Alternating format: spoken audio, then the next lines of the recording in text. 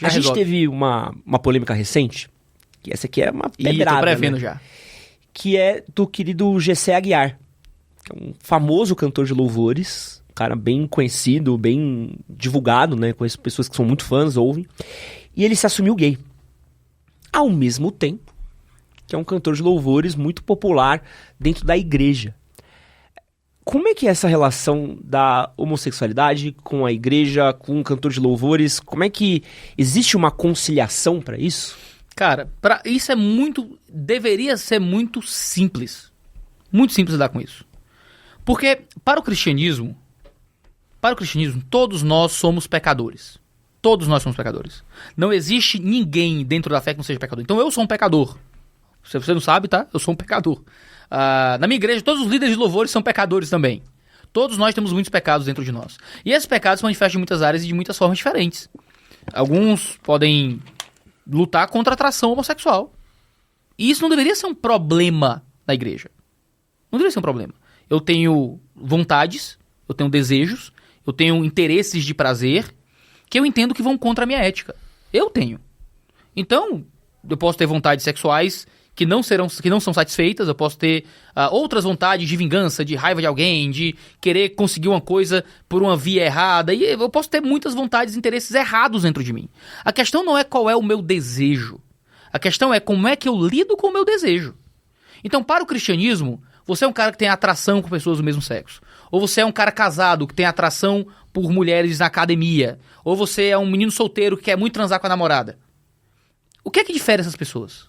No fim das contas, são pessoas lidando com seus impulsos errados. Para o cristianismo, ser um homossexual é um impulso errado, tanto quanto querer transar com a namorada. É um impulso errado. Como é que eu lido com o impulso errado? Eu lido com arrependimento e fé. Então eu controlo aquele impulso e vivo em fidelidade ao Senhor.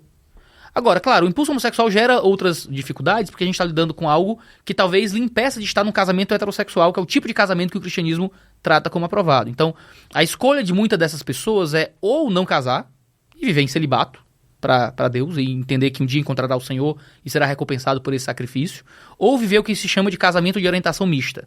Algumas das pessoas que se dizem homossexuais possuem algum tipo de inclinação para o outro sexo também.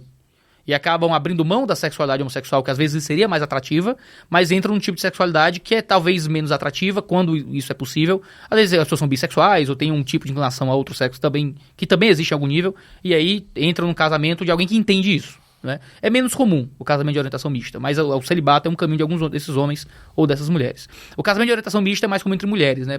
A minha experiência, que não vale de nada, mas é a minha experiência pessoal, é que você tem mais mulheres dispostas a um casamento assim do que homens, né? Geralmente homem é gay, mulher é bi. É meio, na minha experiência, meio muito limitada, né? Você tem mulheres que, quando se dizem homossexuais, às vezes também têm a possibilidade de interesse por homens. Homens geralmente são mais exclusivos nesse sentido. Não me explique, não me pergunte o motivo, é só a minha experiência, né? E muitas vezes você vai ter esses caminhos. Então, se você tem um músico famoso e ele diz que é gay, essa não é a questão, no fim das contas. Essa questão é absolutamente irrelevante. A questão é, o que é que ele vai fazer com isso? Isso significa que eu vou casar com um cara?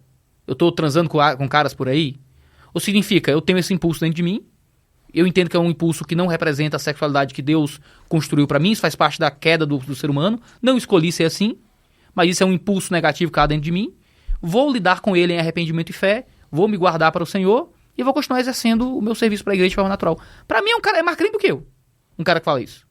Porque eu viveria muito, muito mal se eu não pudesse ter intimidade relacional com minha esposa.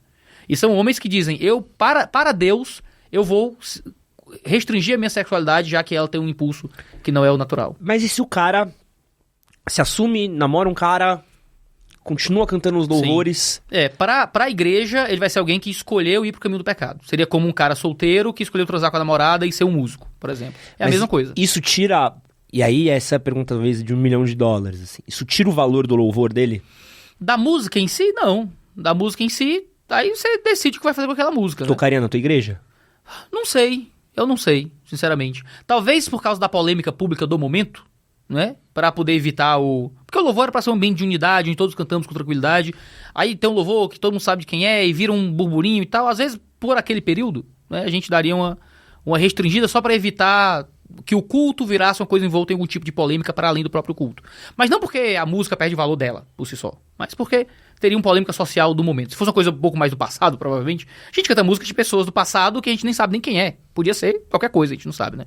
Então a questão não é essa, né? A grande questão é, a gente interpreta que a homossexualidade como um impulso é um impulso errado.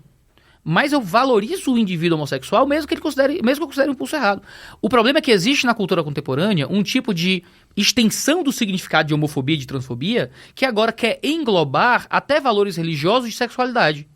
Então agora, a menos que eu considere a homossexualidade ou a transexualidade como uma possibilidade justa, normal, natural, possível, eu sou homofóbico, né?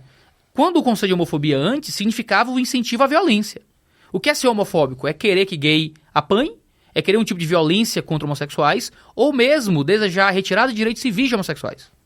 E isso está definido juridicamente, inclusive. O que é homofobia e o que é transfobia? Está associado à indicação direta de violência, incentivo de violência e à retirada de direitos civis. Então, por exemplo, para você tudo bem ter um casamento civil gay?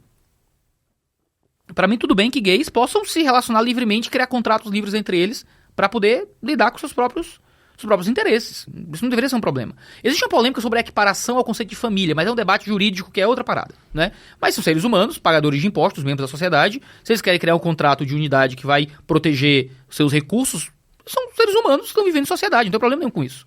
O meu problema é querer, por exemplo, obrigar igrejas a casar homossexuais, né? Contra os valores da própria religião, ou proibir pessoas de dizer que a homossexualidade é pecado, ou mesmo lidar com as mais variadas formas de criação de filhos, né? Sobre como se explica e ensina algum tipo de ética sexual aos filhos. Porque você está entrando na liberdade dos indivíduos de viverem suas vidas. Você está obrigando as pessoas a concordarem com uma ética sexual específica. E isso é um problema, porque isso é contra a liberdade de crença, liberdade de expressão, liberdade religiosa. É porque eu acho que um dia entra num rolê espinhoso, e tem muitos amigos que passaram por isso, e acho que talvez seja a grande dor, né? É você ser um filho gay dentro de um lar cristão. Porque aí a gente tá entrando em duas liberdades. Eu entendo o que você tá falando, eu consigo entender essa linha de raciocínio, mas a gente tá entrando num confronto de duas liberdades muito específicas, que é a liberdade do pai de criar seu filho, de ter a sua fé, e a do filho de ser. Sim. No caso, imagina Catarina, minha filha de 4 anos. Uhum. Ela chega ali aos 15, 16 anos e ela quer namorar alguém. Eu não vou deixar. Quer namorar um cara, um menino da igreja. Eu vou dizer, não, você é muito nova pra isso, não vou deixar. Do mesmo jeito que se meu filho, Bernardo, que nascer, pedir pra namorar um outro cara, aos 15, também não vou deixar. Porque o pai, ele tem um tipo de controle sobre a ética pública que se dá em casa.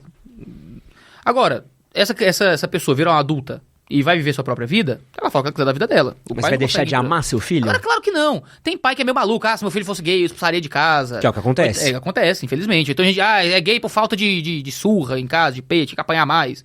Isso é idiotice. Um pai cristão que possui um filho com essas tendências homossexuais, que se entende diferente, é um pai que vai amar o seu filho, amar mais, talvez. Cuidar, amar, receber. Ele não tem que concordar com o filho. E ele não tem que aprovar o comportamento do filho. Ele não tem que permitir que o filho viva de forma explícita a sua sexualidade. E ele nem tem que se furtar de ensinar o filho por um outro caminho. Mas isso não é feito com violência, com rejeição. Isso é feito com amor, com graça, com misericórdia, com paciência. Se um filho não consegue receber amor, graça e paciência do próprio pai em seus pecados, ele vai receber de quem? Ele vai procurar isso em alguém que o aceite plenamente e que aprove tudo que ele faz, né? O que não é correto. Isso que você acabou de assistir foi um corte do nosso podcast com o Iago Martins. Para você assistir o episódio completo, clica aqui do lado e vou deixar um outro corte que você também vai gostar. Valeu.